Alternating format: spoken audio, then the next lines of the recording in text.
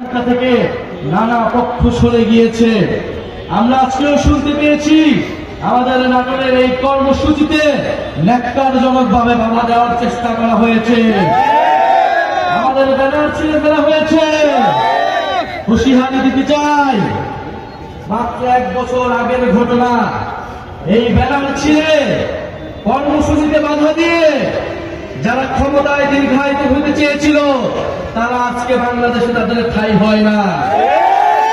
যদি এখনো শিক্ষা না নেই, যদি এখনো আমরা সেই স্বৈরাচারী ফ্যাসিবাদী সরকারের পতন থেকে শিক্ষা না নেই, তবে তাদের পরিণতিও সেই দিকেই যাবে।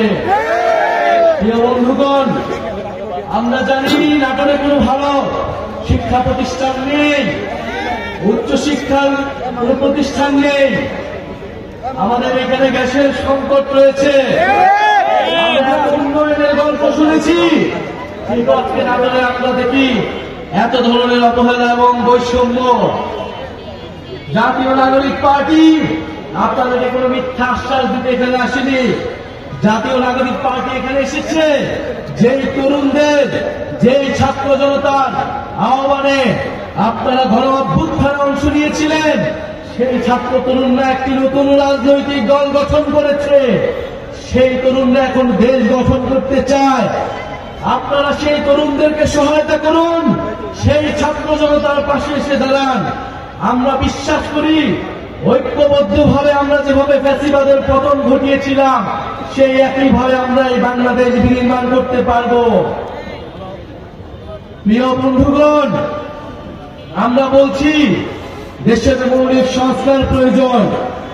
আমরা বলছি জুলাই ঘোষণাপত্র দিতে হবে। আমরা বলছি গণ অভ্যুত্থানের সাংবিধানিক স্বীকৃতি দিতে হবে। এই গণ অভ্যুত্থানে যে সকল ভাইয়েরা বোনেরা নেমে এসেছিল, যে সকল মানুষ শহীদ হয়েছিল, তাদের সেই শহীদ মর্যাদা রাষ্ট্রকে দিতে হবে, সংবিধানের স্বীকৃতি থাকতে হবে। এর জন্য আমাদের প্রয়োজন জুলাই ঘোষণাপত্র এবং জুলাই সনদ। আমরা কোন ধরনের টালবাহানা, কোন ধরনের ষড়যন্ত্র মেনে নেব না। প্রিয় নাটোরবাসী, আজকে যারা আপনারা অক্লান্ত পরিশ্রমের মাধ্যমে আজকের এই কর্মসূচিকে সফল করেছেন, সকল বাধা বিপত্তিকে তোয়াক্কা না করে মাঠে থেকেছেন, সেই নাটোর জেলার সকল স্তরের জাতীয় নাগরিক পার্টির নেতা কর্মীদের আন্তরিক ধন্যবাদ জানাচ্ছি। জাতীয় যুব শক্তি, শ্রমিক উইং এবং নাটোরের যারা ছাত্র সমাজ এসেছেন তাদেরকে জাতীয় নাগরিক পার্টির পক্ষ থেকে ধন্যবাদ এবং কৃতজ্ঞতা জানাচ্ছি। আরো ধন্যবাদ জানাচ্ছি আপনারা যারা এখানে আমাদের শুনছেন, সাধারণ মানুষ যারা আমাদের এই অংশগ্রহণ করে